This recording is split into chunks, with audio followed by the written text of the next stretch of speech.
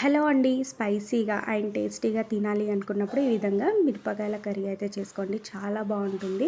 ఇంకా చెప్పాలి అంటే మిర్చికా సలాన్ అంటారు కదండీ. సో, ముందుగా ఆయిల్ వేసుకొని కొన్ని ఆనియన్స్ అండ్ అలాగే జీలకర్ర, ఆవాలు వేసుకొని బాగా ఫ్రై చేసుకోవాలి. నెక్స్ట్ దాంట్లోకి అల్లం వెల్లుల్లి పేస్ట్, పసుపు యాడ్ చేసుకొని మిరపకాయలు కూడా యాడ్ చేసుకొని బాగా వేయించుకోవాలండి. సో, నెక్స్ట్ దీంట్లోకి చింతపండు గుజ్జు కూడా యాడ్ చేసుకోవాలి. కొద్దిగా పులుపు కోసం చాలా బావుంటుంది.